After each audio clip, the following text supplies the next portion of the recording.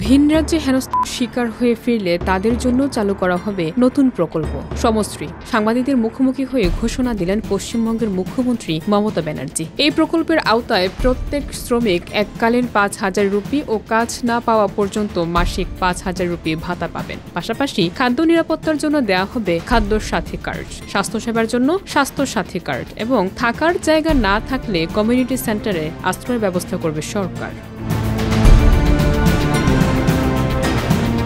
মমতা বলেন, বিজেপি শাসিত রাজ্যগুলোতে বাংলায় কথা বললে শ্রমিকদের বাংলাদেশি আখ্যা দেওয়া হচ্ছে। অনেকে কারাগারে বন্দী হয়েছেন, আবার সীমান্তে পুষিন করে ফেলে আসা হয়েছে। তার দাবি, এই পর্যন্ত প্রায় ২২ লাখ বাঙালি শ্রমিক ও তাদের পরিবার এই ধরনের হেনস্থার শিকার হয়েছেন। এর মধ্য থেকে আদালতের মাধ্যমে ২,৭৩০ পরিবারকে ফেরত আনা হয়েছে, যাদের মধ্যে অনেককেই বাংলাদেশে ঠেলে দেওয়া হয়েছিল বা অন্য রাজ্যে বন্দী রাখা হয়েছিল।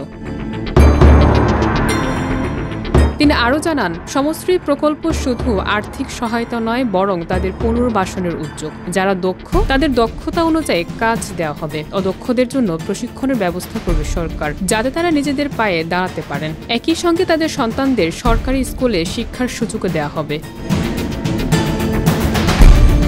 মুখ্যমন্ত্রী অভিযোগ করেন, বিজেপি শাসিত রাজ্যগুলো পরিকল্পিতভাবে বাংলা ভাষা ও সংস্কৃতিকে আঘাত করছে। তিনি বলেন, কেউ বাংলায় কথা বললে তাকে অপরাধী বানানো হচ্ছে, বাংলাদেশে বলা হচ্ছে। এই ধরনের ঘটনা সারা ভারত জুড়ে চলছে। মমতার দাবি, সমশ্রী প্রকল্প নির্যাতিত শ্রমিকদের শুধু নিরাপত্তা নয়, মর্যাদা ও স্বাভাবিক জীবনে ফেরার পথ তৈরি করবে। পশ্চিমবঙ্গ সরকার চায়, ভিন রাজ্যে হেনস্থার শিকার কোনো বাঙালিকে যেন আর দিশেহারা হতে না হয়।